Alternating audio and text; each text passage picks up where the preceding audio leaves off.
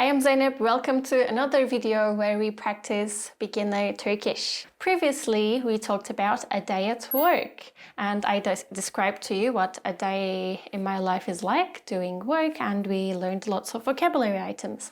And this time, I am telling you about what's on my desk and how I use those things. Bu bir çalışma masası.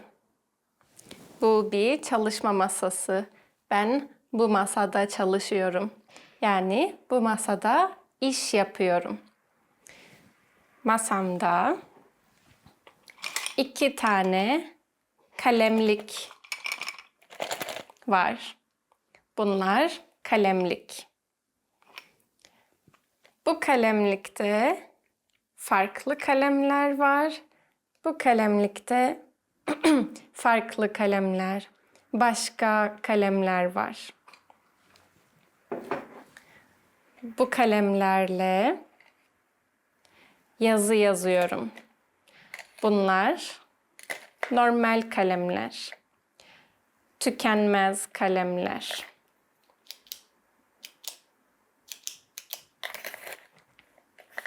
Bu kalemleri işte kullanıyorum. Bunlarla yazı yazıyorum ve bu kalemleri işte kullanıyorum. Ama bu kalemler farklı. Bu kalemlikte farklı kalemler var.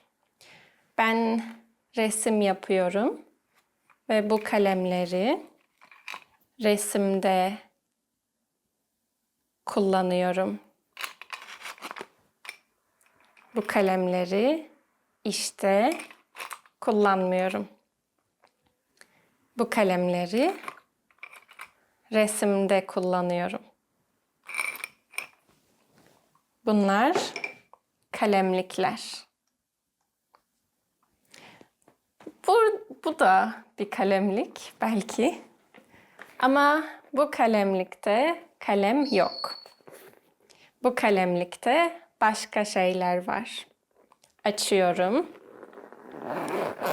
Bu kalemlikte bir fermuar var ve bu fermuarı açıyorum.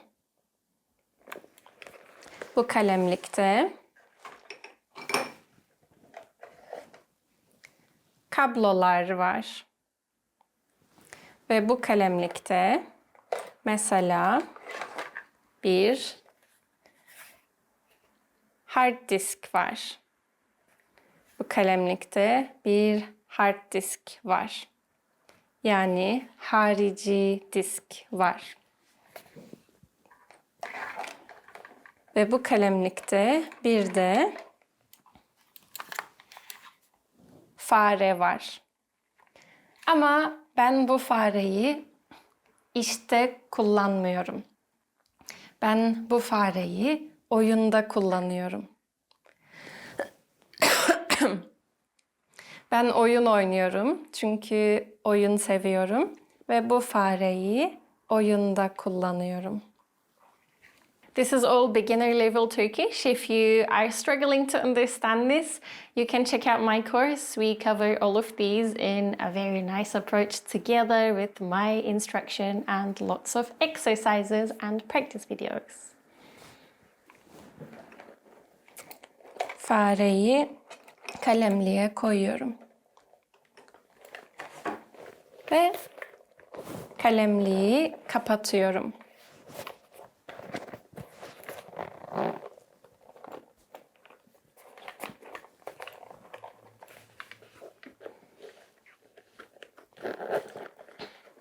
Kapatamıyorum. Tamam, kapatmıyorum. Böyle duruyor. Kalemlik açık duruyor. Normalde de açık duruyor. Tamam. Masada kalemlikler var ve bu kalemlik ya da çanta var. Bir de bu masada böyle not kağıtları var. Bunlar not kağıtları. Ben bunlara not alıyorum. İşte bunlara not alıyorum.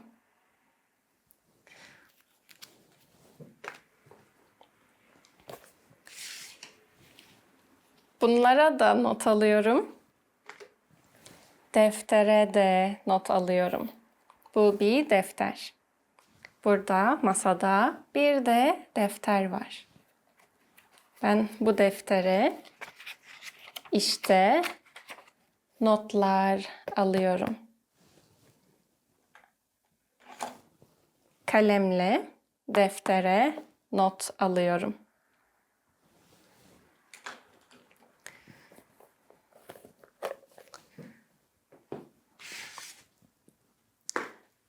Masada bir de lambalar var. Bunlar çalışma lambası ya da masa lambası. Bu küçük bir lamba ve bu büyük bir lamba. Bunlar çalışma lambası ya da masa lambası. Ben işte bu lambaları açıyorum ve bu lambaları kullanıyorum. Masada bir de bilgisayar var. İşte ben hep bilgisayar kullanıyorum. O yüzden masada bilgisayar var. Masada bir de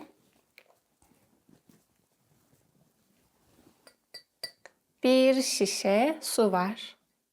Masada bir şişe su var. Çünkü ben işte su içiyorum. Gün içinde hep su içiyorum. O yüzden masada su var. Bir şişe su var.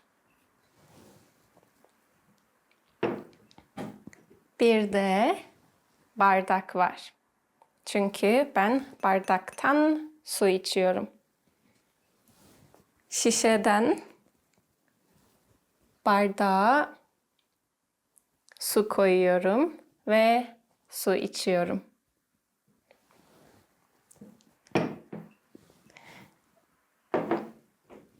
Bazen su içiyorum ve bazen de ben çay veya kahve içiyorum.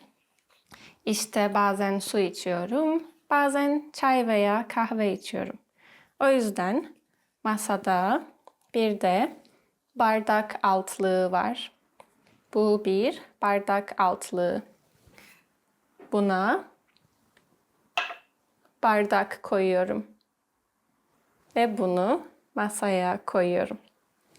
Masada bir de böyle bardak altlığı var.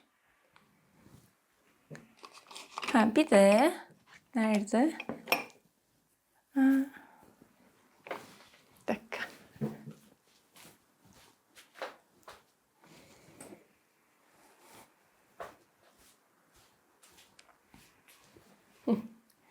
Bir de bu var. Bir de silgi var. Kalemlikte silgi var. Silgiyle bazen yazıları siliyorum.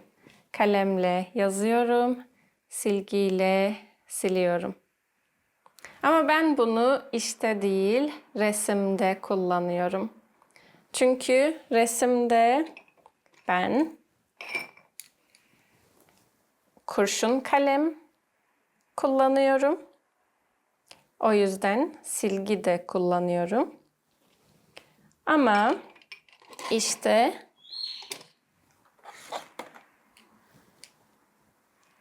tükenmez kalem kullanıyorum. O yüzden silgi kullanmıyorum.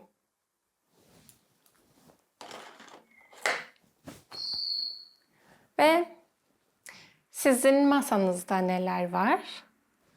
Sizin masanızda da kalemlik var mı? Böyle bir çanta ya da kalemlik var mı? İçinde hard disk ve kablolar var mı? Sizin masanızda 2 tane masa lambası var mı? Yorumlara yazın. Ben yorumları okuyorum ve bunu çok seviyorum.